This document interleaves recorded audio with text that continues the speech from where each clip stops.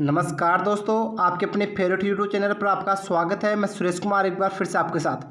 दोस्तों, आज ITI CBT exam second year का जो सुबह पहली पारी का पेपर हुआ था, उसमें हमारे पास कुछ क्वेश्चन पहुंचे हैं। तो आप इन क्वेश्चनों को ज़रूर देखो, क्योंकि इन्हीं में से काफ़ी क्वेश्चन जो वापस से एग्जाम में रिपीट होंगे। तो दोस्तों, वीडियो में लास्ट तक जरूर बने रहना। साथ ही अगर आप ITI CBT एग्ज़ाम की तैयारी कर रहे हो और पेपर देना चाहते हो, तो इस चैनल के माध्यम से पेपरों का एनालिसिस करा जा रहा है। तो आप प्ले लिस्ट में जाके बहुत सारे पेपरों का एनालिसिस कर सकते हो। साथ ही आप अगर CBT एग्जाम के पेपर चाहते हो तो PDF फाइल तो आप अभी डिस्क्रिप्शन जाकर टेलीग्राम ग्रुप ज्वाइन करो, या आप टेलीग्राम ग्रुप पर ITI CBT एग्जाम के नाम से टेलीग्राम ग्रुप को ज्वाइन कर सकते हो। तो ज़्यादा वक्त खराब न करें, स्टार्ट करते हो। और आपका पहला क्वेश्चन है दोस्तों, क्वेश्चन आपके सामने, डायोड के कार्य करने की क्षमता। दोस्तों, ये पेपर है आपका ITI सेकेंड ईयर इलेक्ट्रीशियन का, ठीक है। तो डायोड के कार्य करने की क्षमता निम्नलिखित विकल्पों में से किस पर निर्भर करती है? तो दोस्तों, वह तापमान के प्रभाव पर निर्भर करती है। यानी करेक्ट आंसर क्या है? ए इसका करेक्ट आंसर है। 1 नंबर इसका करेक्ट आंसर था। क्वेश्चन नंबर 2 है दोस्तों आपको। क्वेश्चन क्या आपका क्वेश्चन है दोस्तों आपका, घरेलू एवं औद्योगिक बिजली के स्थापना की बिजली खपत यानी किलोवाट घंटे को मापने के लिए निम्नलिखित में से कौन से एनर्जी मीटर का इस्तेमाल किया जाता है? तो दोस्तों, वो आपके सिंगल फेज एनर्जी मीटर का इस्तेमाल किया जाता है। Right answer A. Question number आपका 3 है दोस्तों। क्वेश्चन आपका दोस्तों, अधिकतम AC वोल्टेज को XC वोल्टेज जो रेक्टिफायर के एनोड और कैथोड के बीच सुरक्षित रूप से लागू की जा सकती है, उसे खालिस्तान कहा जाता है। तो बताओ दोस्तों, उसे क्या कहा जाता है? तो दोस्तों, उसे पर प्लेट AC वोल्टेज कहा जाता है, यानी उसे पर प्लेट AC कहा जाता है। राइट आंसर डी, यानी 4 नंबर।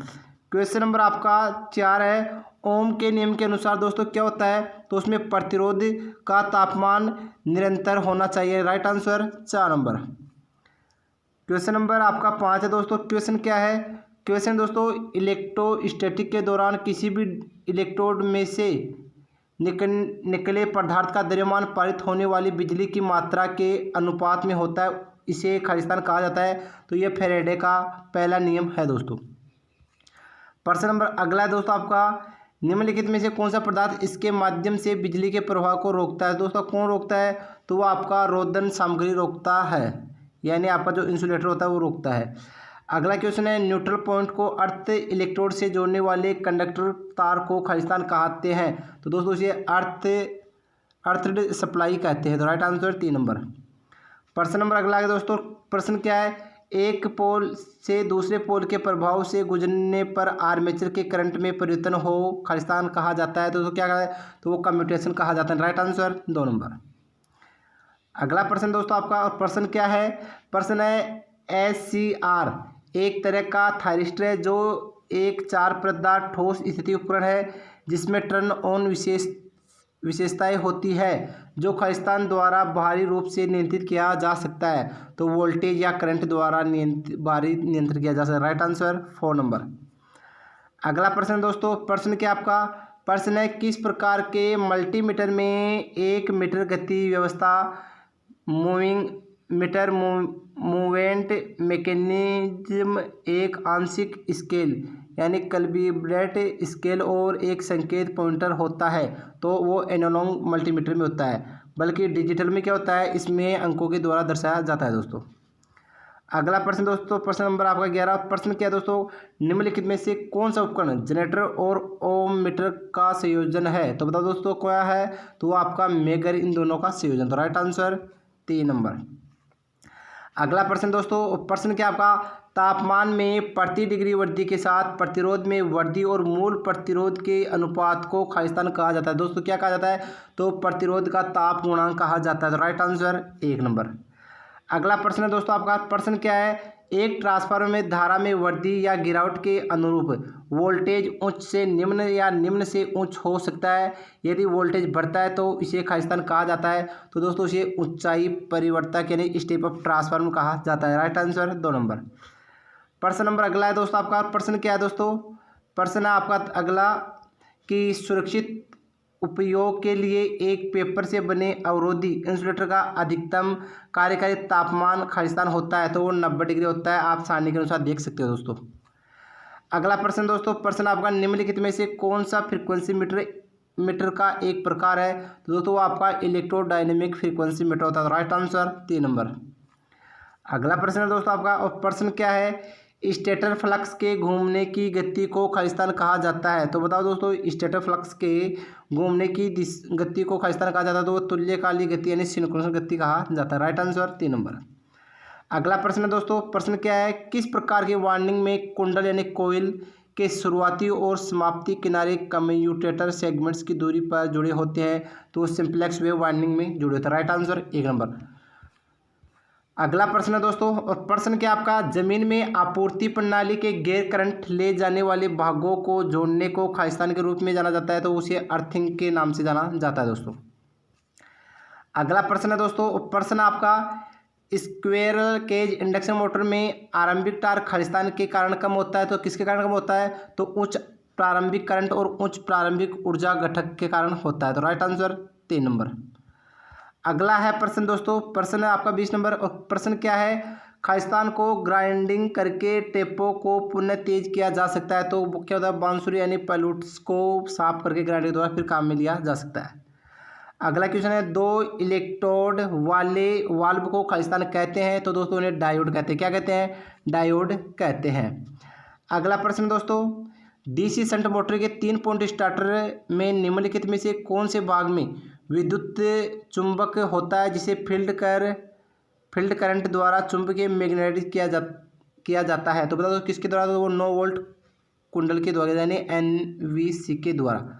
दोस्तों उन्हें मैं आंसर बता रहा हूँ, तभी पेपर थोड़ा तेज कर रहा हूँ, ये मत सोचना कि सर समझा नहीं रहे, क्योंकि समझाने के लिए हम अलग से लेके आएंगे, क्योंकि बच्चे एग्जाम में बैठने वाले भी हैं काफ़ी दूसरे बारे में। अगला है, यदि एक तुल्यकालिक मोटर सामान्य उद्दीप्त के साथ चल रही है तो लोड बढ़ने का परिणाम क्या होगा, तो वो होगा दोस्तों आर्मेचर धारा में वृद्धि तथा शक्ति घटक में कमी होगी। Right answer 3 number.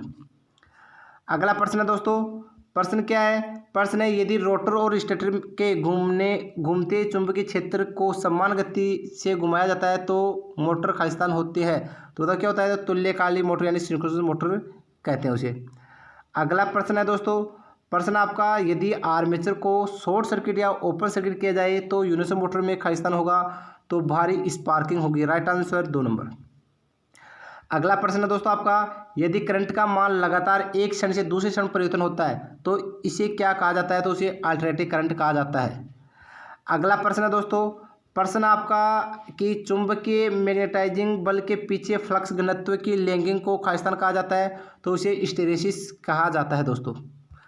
अगला प्रश्न है दोस्तों आपका, रोटर के सरल और मजबूत निर्माण के कारण और क्योंकि वे लगभग अटूट है, किस प्रकार की इंडक्शन मोटर का आमतौर पर इस्तेमाल किया जाता है, तो वो स्क्विरल केज रोटर में किया जाता है। तो राइट आंसर 4 नंबर।